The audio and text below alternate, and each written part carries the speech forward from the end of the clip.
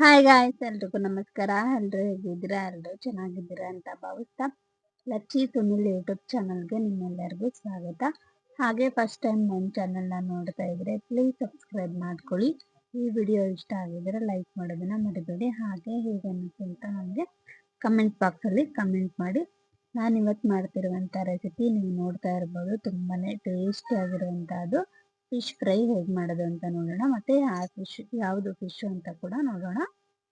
ನಾನು ಇಲ್ಲಿ ತಗೊಂಡಿರುವಂಥ fish Anjan fish ಅಂತ.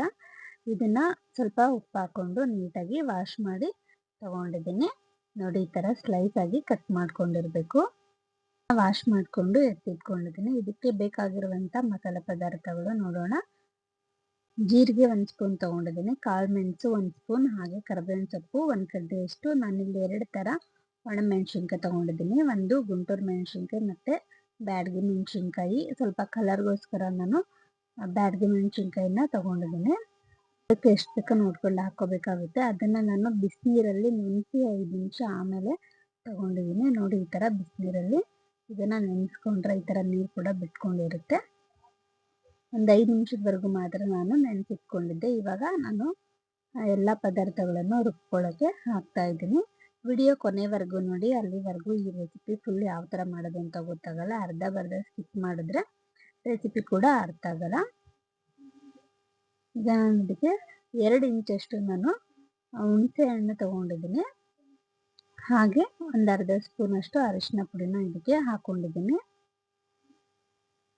ಹಾಗೆ ರುಚಿಗೆ ತಕ್ಕಷ್ಟು ಉಪ್ಪು, ಅಂದರೆ ನಾನಿಲ್ಲಿ 1.5 ಸ್ಪೂನಷ್ಟು ಉಪ್ಪು ಹಾಕೊಂಡಿದ್ದೀನಿ. ನಾನು 1 kg ಅಷ್ಟು ಅಂಜನ್ ಫಿಶ್ನ ತಗೊಂಡಿದ್ದೀನಿ. ಹಾಗಾಗಿ ಉಪ್ಪು 1.5 ಸ್ಪೂನಷ್ಟು ಹಾಕೊಂಡಿದ್ದೀನಿ. ಇದಕ್ಕೆ ಸ್ವಲ್ಪ ನೀರು ಹಾಕೊಂಡು ನುಣ್ಣಗಾಗೋವರೆಗೂ ರುಬ್ಕೋಬೇಕು. ನೋಡಿ, ಈ ಥರ ನುಣ್ಣಗಾಗೋವರೆಗೂ ರುಬ್ಕೋಬೇಕು. ಹಂಗಂತ ತುಂಬ ನೀರೆಲ್ಲ ಹಾಕಕ್ಕೆ ಹೋಗ್ಬಾರ್ದು. ನಾವು ಫಿಶ್ ಕಲಿಸ್ಬೇಕಾದ್ರೂ ಕೂಡ ನೀರು ಹಾಕಲ್ಲ. ಹಾಗಾಗಿ ಇದರಲ್ಲೇ ಒಂದು ಸ್ವಲ್ಪ ಲೈಟಾಗಿ ಹಾಕ್ಕೊಂಡು ಈ ಥರ ನುಣ್ಣಗಾಗೋವರೆಗೂ ಇದನ್ನು ರುಬ್ಕೊಂಡು ಸೈಡಲ್ಲಿ ಎತ್ತಿಟ್ಕೋಬೇಕು. ಈಗ ನಾನಿಲ್ಲಿ ಒಂದು ಪಾತ್ರೆ ತೊಗೊಂಡಿದ್ದೀನಿ. ಅದಕ್ಕೆ ನಾನು ತಗೊಂಡಿರುವಂಥ ಫಿಶ್ನ ಇದಕ್ಕೆ ಹಾಕ್ತಾ ಇದ್ದೀನಿ. ನಾವು ಇದನ್ನು ವಾಶ್ ಮಾಡಬೇಕಾದ್ರೆ ಉಪ್ಪು ಹಾಕ್ಕೊಂಡು ವಾಶ್ ಮಾಡೋದ್ರಿಂದ ಚುಂಗು ಸ್ಮೆಲ್ ಕೂಡ ಹೊಡೆಯಲ್ಲ. ನಾನಿಲ್ಲಿ ನಿಂಬೆಹಣ್ಣಿನ ರಸ ಹಾಕ್ಕೊಂಡಿದ್ದೀನಿ, 2 ಸ್ಪೂನಷ್ಟು ನಿಂಬೆಹಣ್ಣಿನ ರಸ. ಹುಣಸೆಹಣ್ಣು ಆಲ್ರೆಡಿ ಹಾಕಿರ್ತೀವಿ, ಹಾಗಾಗಿ ನೋಡಿಕೊಂಡು ಹಾಕ್ಕೋಬೇಕು. ಈಗ ರುಬ್ಬಿರುವಂಥ ಮಸಾಲೆನ ನಾನು ಎಲ್ಲ ಹಾಕಲ್ಲ. ಇದೆ ಫಿಶ್ ಅಂದರೆ ಎಲ್ಲ ಹಾಕಬಾರ್ದು. ಯಾಕೆ ಅಂದರೆ ನಾನು ಹೇಳ್ತೀನಿ. ಇದಕ್ಕೆ ಎಷ್ಟು ಬೇಕೋ ನೋಡಿಕೊಂಡು ಒಂದು 4ರಿಂದ 5 ಸ್ಪೂನಷ್ಟು ಇದಕ್ಕೆ ಹಾಕ್ಕೊಂಡಿದ್ದೀನಿ. ಇದನ್ನು ಇವಾಗ ಚೆನ್ನಾಗಿ ಕಲಿಸ್ಕೋಬೇಕು. ಆಮೇಲೆ ತುಂಬಾ ಸಾಫ್ಟಾಗಿರುತ್ತೆ ಫಿಶ್ಶು, ಹಾಗಾಗಿ ನೋಡಿಕೊಂಡು ಇದನ್ನು ಕಲಿಸ್ಕೋಬೇಕು. ಖಾರ ಇರೋದ್ರಿಂದ ನಾನು ಕೈಗೆ ಕವರ್ ಹಾಕ್ಕೊಂಡು ಕಲಿಸ್ಕೊಂಡಿದ್ದೀನಿ. ಈಗ ಇಲ್ಲಿ ಒಂದು ಹಂಚಿಗೆ ನಾನು ಎಣ್ಣೆನ ಹಾಕ್ಕೊಂಡಿದ್ದೀನಿ. ಒಂದು ಅರ್ಧ ಕಪ್ಪಷ್ಟು ಎಣ್ಣೆನ ಹಾಕ್ಕೊಂಡಿದ್ದೀನಿ. ಅದು ಸ್ವಲ್ಪ ಬಿಸಿ ಆದ ತಕ್ಷಣ ಕಲಿಸಿರುವಂಥ ಫಿಶ್ನ ಇದಕ್ಕೆ ಹಾಕ್ತಾ ಇದ್ದೀನಿ, ಅಂದರೆ ಫ್ರೈ ಮಾಡೋಕ್ಕೆ ಹಾಕ್ತಾ ಇದ್ದೀನಿ. ಯಾರು ವಿಡಿಯೋ ಸ್ಕಿಪ್ ಮಾಡಬೇಡಿ, ಫುಲ್ ನೋಡಿ. ನೋಡಿ, ಒಂದೊಂದೇ ನಾನು ಇದನ್ನು ಹಾಕ್ತಾ ಇದ್ದೀನಿ. ಆಮೇಲೆ ತುಂಬ ರ್ಯಾಶ್ ಆಗಿಲ್ಲ, ಇದನ್ನು ಕಲಿಸೋಕೆ ಹೋಗಬೇಡಿ. ಅದು ತುಂಬ ಸಾಫ್ಟ್ ಆಗಿರೋದ್ರಿಂದ ಅದು ಎಲ್ಲ ಕಲಸಿ ಹೋಗುತ್ತೆ, ಅಂದರೆ ಅದರಲ್ಲಿರೋ ಮಾಂಸ ಎಲ್ಲ ಬಿಟ್ಕೊಬಿಡುತ್ತೆ. ಹಾಗಾಗಿ ನಾವು ಬೇರೆ ಬೇರೆ ಥರ ಎಲ್ಲ ಫಿಶ್ ಎಲ್ಲ ತಿಂದಿರ್ಬೋದು, ಬಟ್ ಈ ಅಂಜನ್ ಫಿಶ್ ತುಂಬಾ ಟೇಸ್ಟಿ ಕೂಡ ಇರುತ್ತೆ. ಹೊರಗಡೆ ನಾವು ಹೋಟ್ಲಲ್ಲಿ ಫಿಶ್ ಒಂದು ಆರ್ಡ್ರ್ ಮಾಡಿದ್ರೆ 400ರಿಂದ 450 ರೂಪಾಯಿವರೆಗೂ ತಗೋತಾರೆ. ಬಟ್ ಈ ಫಿಶ್ ಮಾರ್ಕೆಟಲ್ಲಿ ಕೆಜಿಗೆ 400 ರೂಪಾಯಿ ಆಗಿರುತ್ತೆ. ಮನೇಲೇ ಮಾಡಿಕೊಂಡು 1 kg ಆದ್ರೇ ಸಾಕಾಗುತ್ತೆ. ಮನೇಲೇ ಮಾಡ್ಕೊಂಡು ತಿನ್ನೋದ್ರಿಂದ ಎಲ್ಲರೂ ತಿನ್ಬೋದು.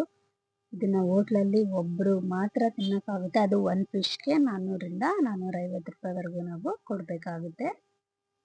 ನೋಡಿ, ಇವಾಗ ನಾನು ಉಲ್ಟಾ ಹಾಕ್ತಾ ಇದ್ದೀನಿ. ಫಿಶ್ ಅಂದರೆ ನಾನು ಫ್ರೈ ಮಾಡೋಕ್ಕೆ ಹಾಕ್ಕೊಂಡಿದ್ದೆ. ಒಂದು 5 ನಿಮಿಷದವರೆಗೂ ಬಿಟ್ಟು ಇದನ್ನು ಫಿಶ್ ಎಲ್ಲ ಉಲ್ಟಾ ಮಾಡಿ ಹಾಕ್ತಾ ಇದ್ದೀನಿ. ಇನ್ನೂ ಒಂದು ಕಡೆ ಫ್ರೈ ಆಗಬೇಕು ಅಲ್ವಾ, ಅದಕ್ಕೆ. ಈಗ ಇದು ಹಾಗೆ ಬೇಯ್ತಾ ಇರಲಿ. ಲೋ ಫ್ಲೇಮಲ್ಲಿ ಬೇಯಿಸ್ಕೋಬೇಕು ಯಾವಾಗಲೂ, ಹೈ ಫ್ಲೇಮಲ್ಲಿ ಬೇಯಿಸ್ಕೋಬಾರ್ದು. ಇದನ್ನು ಉಲ್ಟಾ ಮಾಡಿ ಹಾಕಿದ್ಮೇಲೆ ಇದು ಲೋ ಫ್ಲೇಮಲ್ಲಿ ಹಾಗೆ ಇರಲಿ. ನಾವಿಲ್ಲಿ ಇನ್ನೂ ಒಂದು ಪ್ಯಾನ್ನ ಇಟ್ಕೊಂಡಿದ್ದೀನಿ. ಇದಕ್ಕೆ 2ರಿಂದ 3 ಸ್ಪೂನಷ್ಟು ಎಣ್ಣೆನ ಹಾಕ್ತಾಯಿದ್ದೀನಿ. ತುಂಬ ಏನು ಬೇಡ, 1-2 ಸ್ಪೂನ್ ಆದರೆ ಸಾಕಾಗುತ್ತೆ. ಈಗ ನಾನು ಆಲ್ರೆಡಿ ಆವಾಗಲೇ ಮೀನಿಗೆ ಅಂದರೆ ಫಿಶ್ಗೆ ರುಬ್ಬಿಟ್ಕೊಂಡಿರುವಂಥ ಮಸಾಲೆನ ಸ್ವಲ್ಪ ಉಳಿಸಿರ್ತೀವಿ ಅಲ್ವಾ, ಅದನ್ನು ಇದಕ್ಕೆ ಹಾಕೋಬೇಕಾಗುತ್ತೆ. ಆಮೇಲೆ ಖಾರ ಸ್ವಲ್ಪ ಜಾಸ್ತಿ ಬೇಕು ಅಂದರೆ ಮಸಾಲೆನ ಸ್ವಲ್ಪ ಇದನ್ನು ಜಾಸ್ತಿ ಹಾಕೊಳ್ಳಿ ಎಣ್ಣೆಗೆ.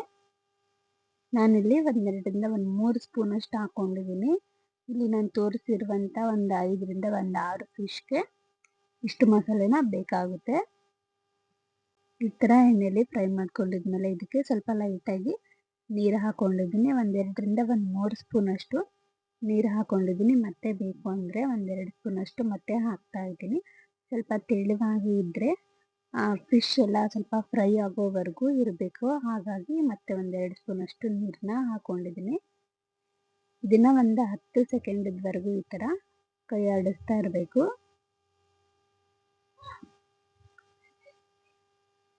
ನೋಡಿ, ಇವಾಗ ನಾನು ಇದನ್ನು ಕೈ ಆಡಿಸ್ಕೊಂಡಿದ್ದೀನಿ. ಸ್ವಲ್ಪ ನಿಧಾನವಾಗಿ ಸೈಡಲ್ಲೆಲ್ಲ ಎಣ್ಣೆ ಎಲ್ಲ ಬಿಟ್ಕೋತಾ ಇರುತ್ತೆ. ಆಗ ಏನು ಮಾಡಬೇಕು, ನಾವು ಫಿಶ್ ಫ್ರೈ ಮಾಡ್ಕೊಂಡಿರ್ತೀವಲ್ವ, ನೋಡಿ ಅದನ್ನು ಗ್ಯಾಸ್ ಆಫ್ ಮಾಡಿಕೊಂಡು ಒಂದೊಂದೇ ಫಿಶ್ನ ತೆಗೆದು ಈ ಒಂದು ಪ್ಯಾನ್ಗೆ ಹಾಕೋಬೇಕಾಗುತ್ತೆ. ನೋಡಿ, ನಾನು ಒಂದೊಂದೇ ಇದಕ್ಕೆ ಹಾಕ್ತಾ ಇದ್ದೀನಿ. ಈ ಥರ ಮಾಡೋದ್ರಿಂದ ಫಿಶ್ ತುಂಬಾ ಟೇಸ್ಟಿಯಾಗಿ ಬರುತ್ತೆ. ನೀವು ಯಾವುದೇ ಒಂದು ಫಿಶ್ ಆದರೂ ತಗೊಳ್ಳಿ, ಈ ಥರ ಮಾಡಿ ತುಂಬಾ ಟೇಸ್ಟಿಯಾಗಿ ಕೂಡ ಚೆನ್ನಾಗಿರುತ್ತೆ. ನಾವು ಸ್ಟಾರ್ಟಿಂಗಲ್ಲಿ ಸ್ವಲ್ಪ ಮಸಾಲೆ ಹಾಕ್ಕೊಂಡು ಅದನ್ನು ಎಣ್ಣೆಲಿ ಫ್ರೈ ಮಾಡ್ಕೊಂಡಿರ್ತೀವಿ. ಈ ಥರ ಡೀಪ್ ಫ್ರೈ ಮಾಡೋದ್ರಿಂದ ತುಂಬಾ ಟೇಸ್ಟಿಯಾಗಿ ಖಾರವಾಗಿ ಆ ಹುಳಿ ಎಲ್ಲ ಮಸಾಲೆ ತುಂಬಾ ಟೇಸ್ಟಿಯಾಗಿ ಇರುತ್ತೆ.